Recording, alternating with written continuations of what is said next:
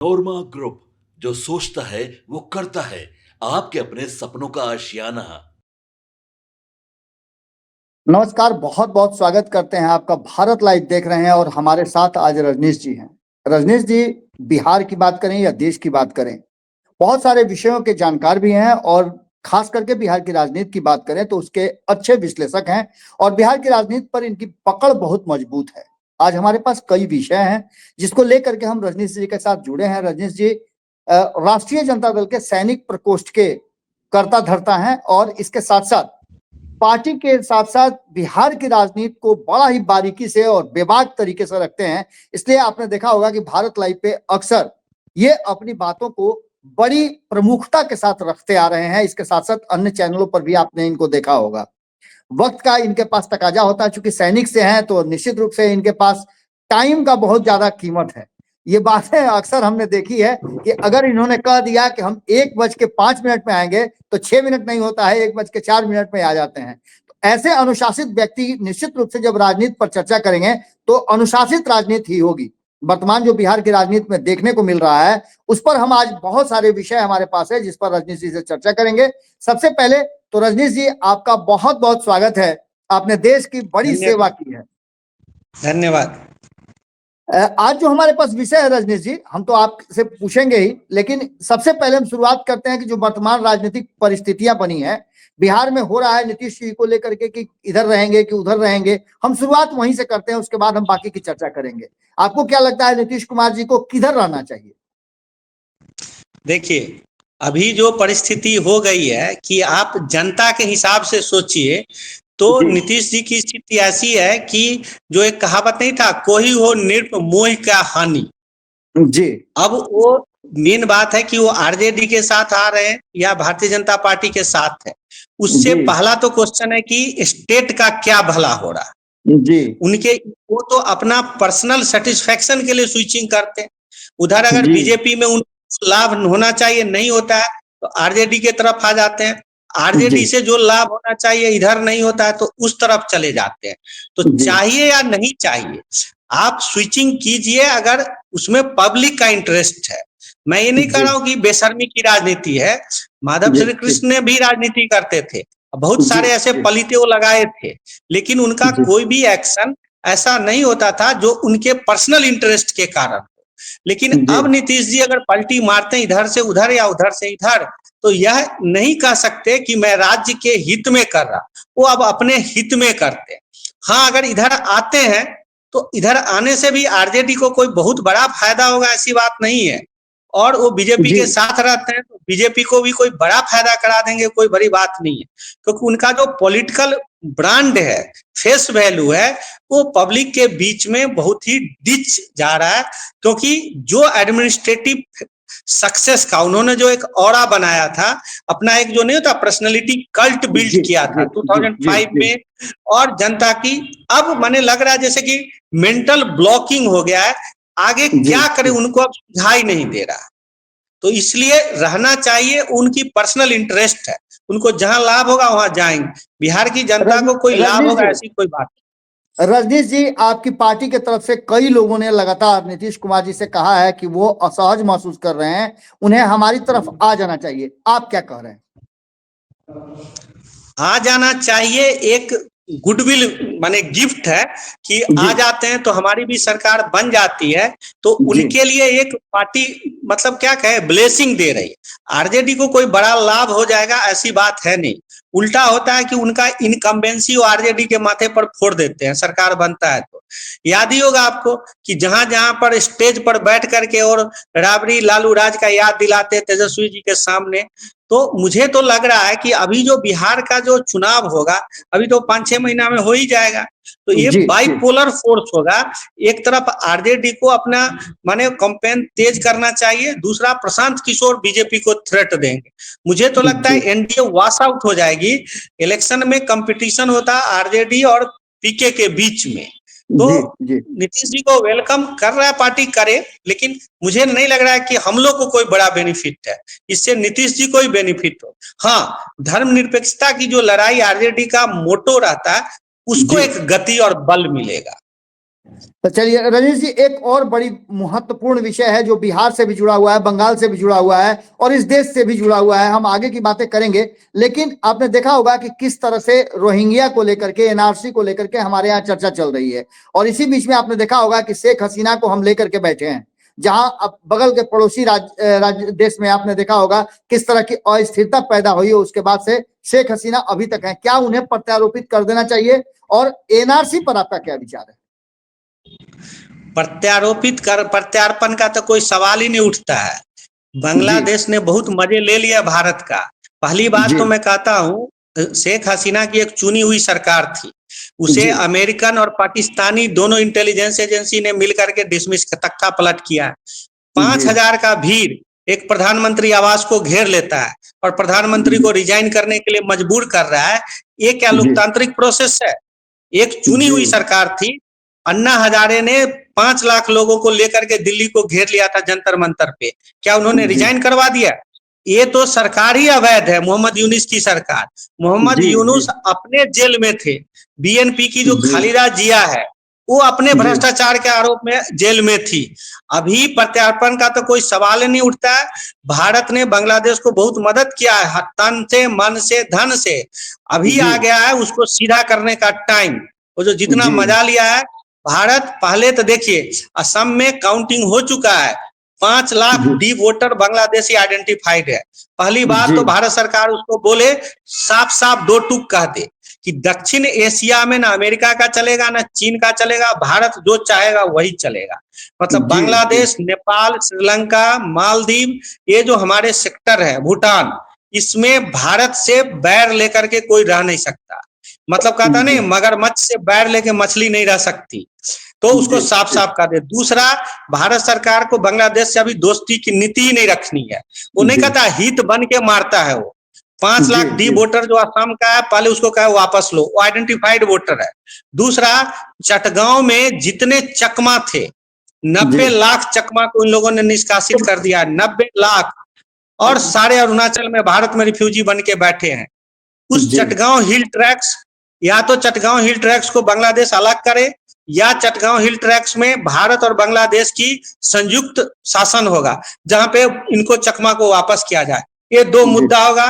तीसरा, एनआरसी का जो मुद्दा है वो तो नेशनल रजिस्टर है, तो हर देश को रखना चाहिए। अमेरिका में अभी आप देख रहे हैं कि जो इंडियन गए हैं, ट्रंप क्या बोल रहा है कि 2020 के जैसे हम सबको हवाई जहाज में भरेंगे और भारत में जाकर पटक देंगे। कोई देश किसी को, दुनिया में 50 मुस्लिम कंट्री है, क्यों नहीं रोहिंग्या मुस्लिम को अपने यहाँ ले रहे हैं? हमारा पॉपुलेशन ऑलरेडी 1 अरब 40 करोड़ है। कोई भाई एक भाई को 1 फीट जगह नहीं दे रहा है। बाजार में आप घर बनाते हैं, 1 फीट रास्ता छोड़ने के लिए जगह नहीं है, और दूसरे को देने के लिए हमारे पास जगह है कहाँ? हमारे पास अपने जगह नहीं है, मारकाट मचा रखे। तो हमारे पास तो एक नेशनल रजिस्टर होना ही चाहिए कि कौन हमारा सिटीजन है, कौन बाहर वाला है। तो जो मोहन भागवत नहीं कहते हैं, एक है तो सेफ है। इस एक में जो हिंदुस्तान के सब है, वो हिंदू भी है, मुस्लिम भी है, क्रिश्चियन है। देश के मुसलमानों को हमसे मतलब है, हमें मतलब देश के मुसलमान, लेकिन बाहरी मुसलमानों से हमें कोई लेना देना नहीं है। चाहे बांग्लादेशी हो, चाहे पाकिस्तानी हो, चाहे रोहिंग्या ही हो, ये हमारे देश के लिए खतरा है। अपना देश में रहे, हमारे देश में क्यों आएंगे? हमारा देश क्या डंपिंग ग्राउंड है? जिसको मन में आता है घुस जाता है, जहां से मन होता है उधर से घुसता है। तिब्बत के आधा लोग को हमने धर्मशाला में लाके रखा है, चाइनीज लात मारता है। बर्मा में देख ही रहे हैं आप, हवाई जहाज से अपने सिटीजन को मार रहा है, और कुकी सब आके मिजोरम में घुस गया है। अब वो लोग को एसटी स्टेटस चाहिए, हमारे देश के एसटी का सीट वो लोग लेगा, आप बताइए।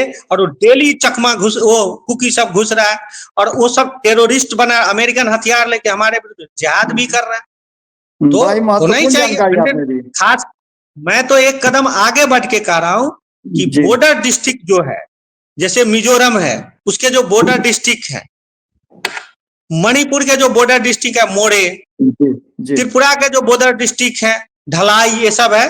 ढलाई है, अगरतला का जो बॉर्डर है जो चटगांव हिल ट्रैक को टच करता है। बिहार का जो बॉर्डर डिस्ट्रिक्ट है, किशनगंज है, कटिहार है, पूर्णिया है। वेस्ट बंगाल का जो बॉर्डर डिस्ट्रिक्ट है, मालदा नहीं, बॉर्डर है, फ से नाम है, मैं भूल, फरक्का, जहां से टच फरक्का, करते हैं बांग्लादेश को, मुर्शिदाबाद, ये मुर्शिदाबाद सारे का और डायरेक्ट एडमिनिस्ट्रेशन सेंट्रल के हाथ में होना चाहिए। ये जी, सब यूनियन टेरिटरी होना चाहिए, जिससे कि एक भी इन्फिल्ट्रेशन नहीं होना चाहिए। There must be zero filtration. बाबा जी। अब अति हो गया, हमारे देश में हमारे लिए जगह नहीं है, हमारे रजनीश बच्चों के जी, लिए जगह नहीं है। रजनीश जी, जरा सा आपको हम रोकेंगे। आपने सुना होगा कि केंद्र की सरकार जो है वो कहती है कि हमारी विदेश नीति बहुत अच्छी है, हम अपने देश में सुरक्षा की बात करते हैं, देश में किसी तरह का कोई हम हमला नहीं होने देंगे, देश में किसी तरह का कोई अराजकता नहीं होने देंगे। केसी त्यागी ने हाल फिलहाल में विदेश नीति को लेकर के क्वेश्चन किया था कि हमारे देश की विदेश नीति जो है वो ठीक नहीं है, हम कई देशों के साथ जिस तरह का व्यवहार कर रहे हैं वो सही नहीं है। क्या लगता है आपको कि क्या केसी त्यागी के बयान और जो केंद्र की सरकार, अभी वर्तमान सरकार जो है वो कह रही है कि हम सब तरह से फिट हैं, आपको ऐसा लगता है क्या?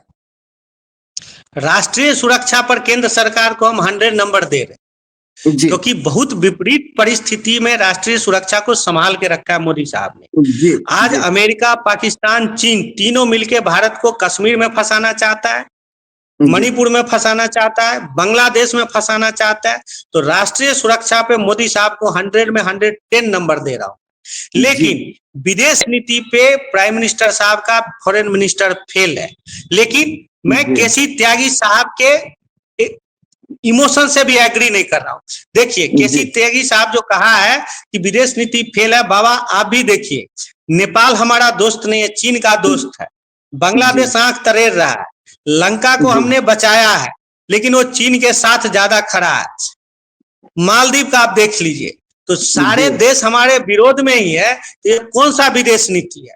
अमेरिका डेली आंख जी। तरेरता है, रूस जी। किसी तरह बना के आपने रखा है, तो विदेश नीति तो फेल है ही। लेकिन केसी त्यागी साहब का कहना है कि विदेश नीति फेल हो रहा है, क्यों? क्योंकि भारत सरकार बड़े भाई की भूमिका निभाना चाहती है। ये जी, बात जी, गलत जी, है। जी। हमने हमेशा इन लोगों के साथ, चाहे वो नेपाल हो, चाहे बांग्लादेश हो, चाहे भूटान हो, मालदीव हो, सबके साथ सहृदयता दिखाया है। इसलिए हमारी जी। ये दुर्गति है। हमारे सामने एक लॉग बुक लिखा हुआ है, अंग्रेजों की विदेश नीति। यही जी। अंग्रेज थे। कैसे नेपाल, कैसे मालदीव, कैसे श्रीलंका, सब के सब भारत के साथ खड़े होते थे। अभी आप रामायण में भी देखें, समुद्र को 3 दिन राम ने प्रार्थना किया, समुद्र ने रास्ता जी। नहीं दिया। भगवान ने क्या कहा? भय बिन होए न प्रीति। समय जी। है कि भारत सरकार एग्रेसिव विदेश नीति दिखाए। नेपाल, जी। लंका, मालदीव, बांग्लादेश, इस सबको पता होना चाहिए कि भारत के आंख दिखाने का मतलब क्या होगा। आप भूटान में देखिए, राजतंत्र है, कैसे भूटान जी। के साथ हमारा संबंध मधुर है। भारत सरकार ने, ये जो केसी त्यागी साहब ने जो कहा, लोकतांत्रिक आंदोलन, कम्युनिस्ट, ये आंडू बांडू खेल करके नेपाल को बर्बाद कर दिया। अगर वहां राजा जी। की सरकार रहती तो आज ये दुर्गति नहीं होती। बिल्कुल, बिल्कुल। तो विदेश नीति की समीक्षा की जरूरत है, एक एग्रेसिव नीति की जरूरत है। जी। वर्तमान जो बिहार की राजनीति है उस पर हम अंतिम प्रश्न आपसे लेंगे कि बिहार में वर्तमान जो राजनीतिक स्थिति है आप कैसा देख रहे हैं, आप क्या देख रहे हैं 2025 में नीतीश कुमार और जो भारतीय जनता पार्टी के रिश्ते हैं उसमें आप देख रहे हैं, तो क्या नीतीश कुमार को आप 2025 में मुख्यमंत्री की कुर्सी पर देख रहे हैं क्या? मैं तो दोनों में से किसी तरफ भी रहने पर उनको चीफ मिनिस्टर नहीं देख रहा हूं। अब वो पोटेंशियल कैंडिडेट नहीं, किसी, अगर वो एनडीए के तरफ भी है तो जेडीयू की कैंडिडेट हारेगी। जहां भी जेडीयू होगा वहां कैंडिडेट, खास के सवर्ण मतदाता बहुत ही नाराज है। वो निर्दलीयों को वोट दे देगा, प्रशांत किशोर को वोट दे देगा। लेकिन क्योंकि देखिए सर्वे वाला में कितना बड़ा हुआ प्रॉब्लम आप देख ही रहे हैं। वो जो रिजर्वेशन हुआ जिसमें 25% सीट उन्होंने बाहर वाले को भी खोल दिया, ये पीठ में छुरा घोंपने वाली बात थी। फिर उसके बाद कानून व्यवस्था आप देख ही रहे हैं। आरजेडी के साथ भी आते हैं तो आरजेडी की सीट बढ़ेगी लेकिन उनकी सीट घटेगी। मतलब उनका चीफ मिनिस्टर बनना। एक और अंतिम सवाल है रजनीश जी, एक और अंतिम सवाल है। नीतीश कुमार जी के पुत्र के बारे में, निशांत के बारे में बहुत सारी बातें कही जा रही है कि निशांत कुमार को राजनीति में लाना चाहिए। आपको क्या लगता है उनकी पार्टी और उनकी पदवी को, या जो भी उन्होंने गैदर किया है अब तक, इकट्ठा किया है राजनीतिक अपना मान सम्मान, उसे बचाने के लिए क्या निशांत की एंट्री जरूरी है? आपको लगता है कि निशांत को आना चाहिए राजनीति में? नहीं, देखिए अगर वो लाते हैं तो भी अच्छा है कि जेडीयू को एकजुट करने का एक फेस होगा। जी नहीं लाते हैं तब भी अच्छा है, क्योंकि ये कोई जरूरी नहीं है कि आपका पुत्र ही आपका उत्तराधिकारी हो। आपका जी उत्तराधिकारी कोई भी हो सकता है, क्योंकि उत्तराधिकारी होने के लिए पुत्र का कोई जरूरी नहीं है। बाबा सुन रहे हैं? जी बिल्कुल बिल्कुल बिल्कुल हेलो, सुन रहे हैं जी। आप भारतीय जनता पार्टी में देख लीजिए, भारतीय जनता पार्टी में वाजपेयी जी चले गए, लेकिन नरेंद्र जी मोदी साहब आ गए। नरेंद्र मोदी बिल्कुल साहब बिल्कुल। जाएंगे, कोई और आ जाएगा। तो क्या आपको लोकतंत्र जेडीयू में में लगता है, पुत्र का होना आपको जेडीयू में लगता है फायदा कि है, जेडीयू में जिस लेकिन तरह कोई की जरूरी स्थिति नहीं है, है। नहीं आपको क्या लगता है रजनीश जी, जेडीयू में जिस तरह की स्थिति है उसमें सेकंड लाइन का कोई लीडरशिप है जो जेडीयू को मजबूती के साथ संभाल लेगा नीतीश कुमार की तरह? उनको गाइड करना पड़ेगा, जिसको हैंड ओवर पावर करना चाहते हैं। अगर पुत्र को भी हैंड ओवर करना चाहते हैं तो पार्टी में जी पहले उनको जनरल सेक्रेटरी, फिर पार्टी का प्रेसिडेंट, फिर मिनिस्टर ट्रेंड जी करना पड़ेगा, जैसे तेजस्वी जी ट्रेंड हुए। डायरेक्ट अगर जी किसी जी को दे देंगे तब नहीं होगा। कोई भी दूसरे जी किसी को तो पनपने ही नहीं देते हैं, करने वाले जी बहुत हैं। वो थे आरसीपी जी थे, उपेंद्र कुशवाहा है, माने ओबीसी लीडरशिप। अब फॉरवर्ड लीडर जो बाबू ललन सिंह या विजय चौधरी तो नहीं हो सकते, क्योंकि वो पिछड़ों जी की पार्टी है। किसी, लेकिन नीतीश जी किसी को पनपने नहीं दे रहे। पनपने दे तो क्यों नहीं संभाल लेगा? कोई भी आदमी पूर्ण विराम नहीं होता, सब सेमी कॉमा ही है। बिल्कुल लास्ट क्वेश्चन है रजनीश जी, बिल्कुल लास्ट क्वेश्चन है। क्या आप लोगों ने भीतर ही भीतर नीतीश कुमार से सेटिंग गेटिंग कर लिया है? बहुत बहुत जल्द नीतीश कुमार आपके साथ होंगे? हमारी पार्टी तो शुरू से ही चाह ही रही थी, वो अपने चले गए थे, तो आएंगे तो जी पार्टी उसका स्वागत ही करेगी। अब सेटिंग जी गेटिंग तो जेडीयू वाले करेंगे, हम लोग को जी क्या करना है? वी आर जी रेडी टू चलिए वेलकम, बहुत आई थिंक। चलिए बहुत जी बहुत धन्यवाद। धन्यवाद, बहुत बहुत धन्यवाद आपका। आपने एक बहुत अच्छी बात कही है कि कोई भी नृप हो उससे हमें क्या लेना देना है। चलिए इसी नोट पे हम समाप्त करते हैं। अगली हाँ, जब भी कोई हो आपसे उनको मुलाकात होगी तो फर्क बहुत नहीं। सारे प्रश्न होंगे। बहुत बहुत धन्यवाद। आपके सपनों को हमने सजाया है, ई होम्स पैनोरामा को हमने बनाया है। ई होम्स मेरा एक सपना था जिसपे मैं पिछले 4 साल से काम कर रहा था। हमने जो बनाया है वो सबने है माना। ई होम्स पैनोरामा में हो आपका भी आशियाना। और फाइनली हमने 2021 में इस प्रोजेक्ट को लॉन्च किया। बहुत लोग अप्रिशिएट कर रहे हैं कि पूर्णिया जैसे शहर में, बिहार के, एक तो बिहार की बात करें उसमें भी पूर्णिया जैसे छोटे जगह में इस तरह का लाइफस्टाइल देना, ये सुन के हम लोगों को बहुत अच्छा लगता है। ई होम्स में हमने कुछ और भी किया है, जैसे हम जिस जगह में रह रहे हैं हमारे फैमिली सिक्योर हो, उनको सिक्योरिटी का ध्यान में रखा है।